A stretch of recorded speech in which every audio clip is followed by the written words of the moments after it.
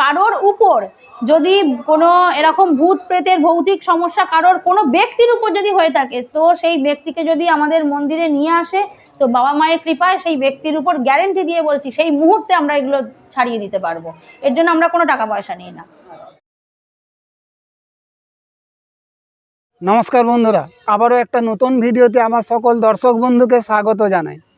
আজ আমার গন্তব্য হুগলির তারকেশ্বর বাবার মন্দিরের ঠিক পাশেই অর্ধনারীশ্বর দশমহাবিদ্যা মন্দির। আর এই অর্ধনারীশ্বর দশমহাবিদ্যা মন্দিরেই রয়েছেন তন্ত্র সাধক এবং তন্ত্র সাধিকা, দুজনেই একসাথে তন্ত্র সাধনা করছেন। বহু মানুষের সমস্যার সমাধান করেন এই তন্ত্র সাধক এবং তন্ত্র সাধিকা।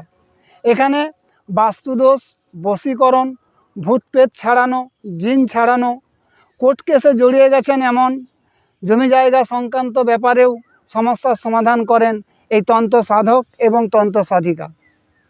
এখানে কবচও তৈরি করা হয়, পুজো পাঠ যাগযজ্ঞের মাধ্যমে এখানে কবচ তৈরি হয়, যেমন মহামৃত্যুঞ্জয় কবচ, মহারুদ্র কবচ, মহাশিব কবচ ইত্যাদি।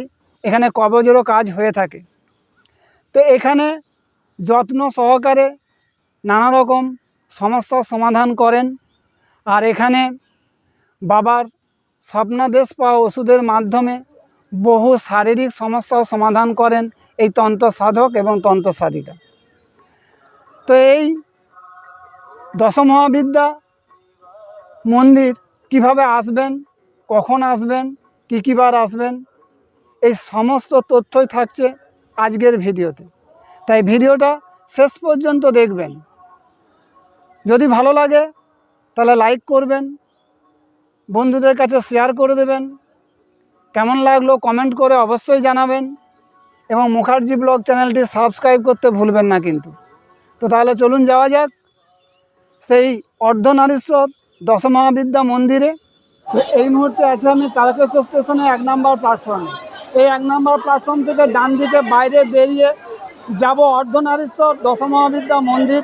ঠিক বাবার মন্দিরের পাশেই এই অর্ধনারীশ্বর দশমহাবিদ্যা মন্দির।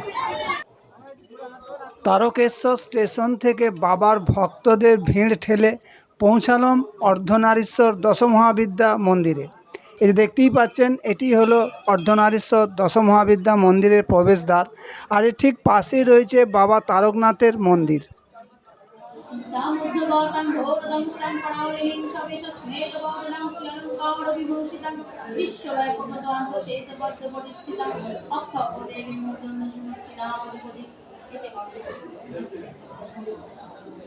ওম সর্বমঙ্গলে মঙ্গলে শিবে সর্বার্থ সাধিকে শরণ্যে ত্র্যম্বকে গৌরী নারায়ণী নমস্তুতে।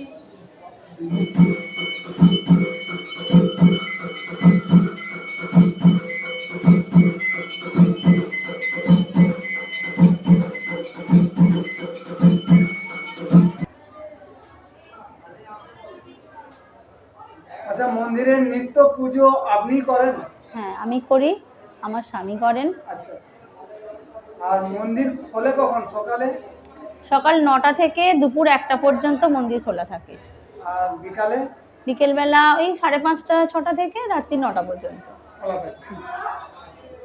আর প্রত্যেক দিনই খোলা থাকে? হ্যাঁ, প্রতিদিন মন্দির খোলা, প্রতিদিন বাবা মায়ের নিত্য পুজো হয়। আচ্ছা, প্রতিদিন মন্দিরে ভক্তরা আসেন, বাবা মায়ের কাছে পুজো দেন। না না না, আমাদের এখানে প্রতিদিন বাবা মায়ের নিত্য পুজো, প্রতিদিন বাবা মাকে সেবা দিতে হয়, প্রতিদিন বাবা মায়ের কাছে ভক্তরা আসেন পুজো দিতে, তাদের মনস্কামনা পূরণ করার জন্য মানসিক করতে আসেন। আচ্ছা, এই আধ্যাত্মিক জগতে এলেন কিভাবে, যদি একটু বলেন? এলাম বলতে আমার শ্বশুরবাড়ি শ্বশুরমশাইরা বাবা তারকনাথ যে মন্দির আছে আমাদের তারকেশ্বরে, বাবা তারকনাথ মন্দিরের বংশপরস্পর পুরোহিত। এই যে ওনাকে দেখছেন, উনি আমার দাদা শ্বশুর। হ্যাঁ, ওনার বাবার আমল থেকে আমাদের বাবা তারকনাথ মন্দিরে শ্বশুরমশাইরা বংশপরস্পর পুরোহিত। তো আমাদের বাড়িতে প্রতি বছর অন্নপূর্ণা পুজো হতো। চৈত্র মাসে যে অন্নপূর্ণা পুজোটা হয়, ওই অন্নপূর্ণা পুজো হতো। প্রতি বছর ঠাকুর তৈরি হতো, ঠাকুর আসতো, 4 দিন ধরে পুজো হতো, তারপর আবার বিসর্জন হয়ে যেত। এরকম প্রতি বছর এরকম ঠাকুর তৈরি হয়। সে বছরও ঠাকুর তৈরি করতে দেওয়া হয়েছে। হঠাৎ আমার স্বামী স্বপ্ন দেখেন যে বাবা মা যেন ওকে এই রূপে প্রকট হয়ে বলছেন যে তুই আমাকে এই রূপে পুজো কর। তারপর থেকেই আমাদের অন্নপূর্ণা পুজোর বদলে অর্ধনারীশ্বর মূর্তি এলো, অর্ধনারীশ্বর পুজো শুরু হলো। আর আমাদের অন্নপূর্ণা পুজো হতো 100 বছরেরও বেশি সময় ধরে আমাদের এই বাড়িতে। হ্যাঁ, তারপর থেকে এই পুজো হতে লাগলো। আমরা এই লাইনে আগে থেকেই ছিলাম, তারপরে এই লাইনে আরও ভালোভাবে আমরা এলাম। তন্ত্রের আমরা কাজ করি, তন্ত্রের মাধ্যমে মানুষের যা কিছু ভালো সেইগুলো আমরা করে থাকি। কারোর ওপর কোনো খারাপ কিছু করে থাকলে কোনো তান্ত্রিক, এখন তো মানুষের শত্রুই মানুষই সব থেকে বেশি বড় শত্রু হয়েছে। এবার তারা নিজেদের হিংসা এইসবের জন্য অসৎ তান্ত্রিকের কাছে গিয়ে অর্থের বিনিময়ে মানুষের ক্ষতি করছে। তো আমরা সেই সব মানুষের উপর যে ক্ষতিগুলো হয়ে থাকে তন্ত্রক্রিয়ার মাধ্যমে, সেগুলো আমরা তন্ত্রক্রিয়ার মাধ্যমে মায়েদের পুজো করে, হোম যাগযজ্ঞ করে সেগুলো কাটাই। বাবা মায়ের কৃপায়, গুরুর দেখানো মার্গে আমরা এগুলো করে থাকি। আচ্ছা, এখানে বাস্তু দোষ কাজ করা হয়? হ্যাঁ হ্যাঁ, বাস্তু দোষ, তন্ত্র, বশীকরণ, এগুলোও করা হয়। কিন্তু বলে রাখি, এই প্রেম ভালোবাসার ব্যাপারে আমরা কিন্তু করি না। আমরা শুধুই মাত্র স্বামী তার স্ত্রীকে ছেড়ে যদি অন্য কোনো মহিলার সঙ্গে পরক্রিয়ায় হয়তো আসক্ত হয়ে গেছে, বা কোনো স্ত্রী তার স্বামী সন্তানকে রেখে দিয়ে কোথাও চলে গেছে অন্য পুরুষের সঙ্গে, বা বাপের বাড়ি, এই সবগুলোতে আমরা তাদেরকে বাবা মায়ের কৃপায় পুজো করে হোম যাগযজ্ঞ করে ফিরিয়ে আনি। হ্যাঁ হ্যাঁ হ্যাঁ, এইগুলোও আমরা কাটিয়ে থাকি। হ্যাঁ, ভূত প্রেতের জন্য আরেকটা কথা বলে রাখি, ভূত প্রেত কারোর উপর যদি কোনো এরকম ভূত প্রেতের ভৌতিক সমস্যা কারোর কোনো ব্যক্তির উপর যদি হয়ে থাকে, তো সেই ব্যক্তিকে যদি আমাদের মন্দিরে নিয়ে আসে, তো বাবা মায়ের কৃপায় সেই ব্যক্তির উপর গ্যারেন্টি দিয়ে বলছি সেই মুহূর্তে আমরা এগুলো ছাড়িয়ে দিতে পারবো। এর জন্য আমরা কোনো টাকা পয়সা নিই না। হ্যাঁ, কালসর্প দোষ, মাঙ্গলিক দোষ, নবগ্রহের দোষ, এই সমস্ত কিছু কাজ আমরা করে থাকি, করা হয়। হ্যাঁ, এবার এগুলো তো খরচা সাপেক্ষ। আমাদের এখানে শিবের রুদ্রাভিষেক হয়, এই সমস্ত কিছু আমরা এখানে করে থাকি। এগুলো খরচা সাপেক্ষ। মাঙ্গলিক দোষ করাতে গেলে এগুলো হচ্ছে মানে তারা এসে কথা বলে সেই মতন, এবার হ্যাঁ এ করা হয়।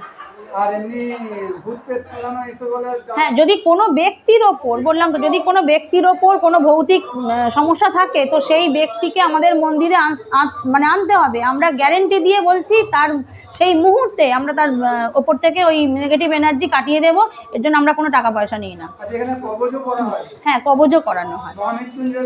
হ্যাঁ, মহামৃত্যুঞ্জয় কবজ, নীল ও সরস্বতী কবজ। এখন যেমন বাচ্চারা পড়াশোনা থেকে অনেকটা অন্যমনস্ক হয়ে যাচ্ছে, তাদের জন্য নীল ও সরস্বতী কবজ করি, শিব শক্তি কবজ, এই সমস্ত কিছু কবজ আমাদের এখানে হয়ে থাকে। মহারুদ্র কবজ, বগলামুখী কবজ, হ্যাঁ, কালী, তারা বা 10 মহাবিদ্যা। আমাদের এটা হচ্ছে অর্ধনারীশ্বর, তার সঙ্গে 10 মহাবিদ্যা মন্দির। 10 মহাবিদ্যা মূর্তি নেই, আছেন এখানে মা দক্ষিণা কালী প্রথম মহাবিদ্যা, দ্বিতীয় মা একজটা তারা, অষ্টম মা বগলামুখী, নবম মা উচ্ছিষ্ট চণ্ডালিনী, মা মাতঙ্গী। আমরা এখানে 4টে মূর্তি রেখেছি, রাখা তো সম্ভব নয় 10টা মূর্তি, এখানে রেখে দাও। কিন্তু প্রতিদিন মা 10 মহাবিদ্যা আমাদের এই ঘটে পূজিত হয়। হ্যাঁ, মায়েরা।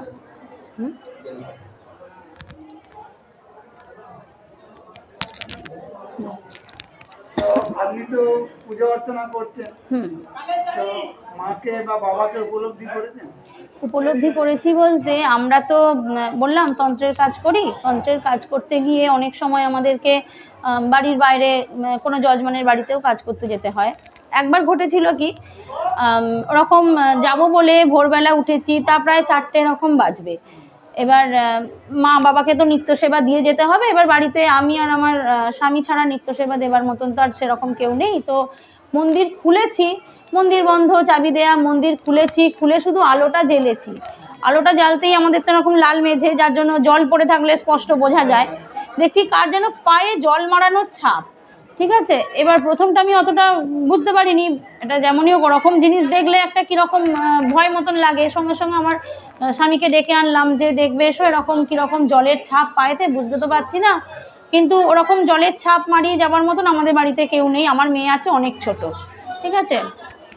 এবার আমাদের বলে রাখি, আমাদের বাড়ির পিছনেই আমাদের এক পুকুর আছে, তো সেটা বাবা তারকনাথের পুকুর ছিল, তারই পুকুর আছে এখনো, কিন্তু আমার দাদা শ্বশুরকে তখন ওটা দিয়ে গিয়েছিলেন আগের যিনি মহারাজ ছিলেন।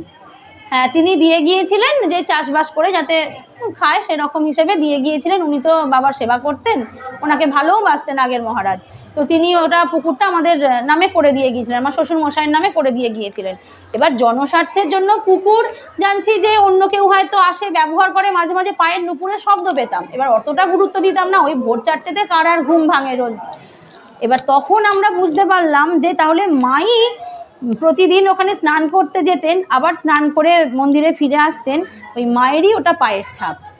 এই রকম আমরা বুঝতে পেরেছি। এই যে আপনাকে বলতে গিয়ে আমার গায়ে কাঁটা দিচ্ছে, মানে এইগুলো এইরকম অলৌকিক ব্যাপার। আরও একটা ঘটেছিল, একবার আমরা শ্মশানে কাজ করতে যাই, তো শ্মশানে ওরকম কাজ করতে গেছি একবার, তো শ্মশানে মায়ের জন্য ভোগ নিয়ে যেতে হয়, ভোগে হাঁসের ডিম, মাছ ভাজা, চাল কড়াই, এই সমস্ত কিছু নিয়ে যেতে হয়। হ্যাঁ, তো এরকম নিয়ে যাওয়া হয়েছে, মায়ের পুজোর সব আমরা সাজাচ্ছি, ভোগটাও রাখা হয়েছে, সাজানো হচ্ছে।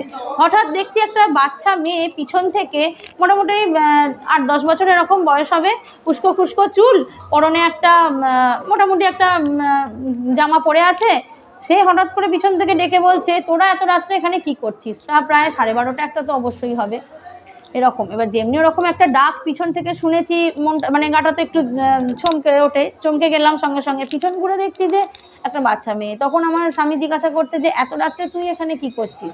এবার পাশাপাশি কারোর বাড়ি নেই, সে একটু দূরের দিকে হাত দেখিয়ে বলছে আমি ওই দুলেপাড়ায় থাকি, ওখানে আমার বাড়ি।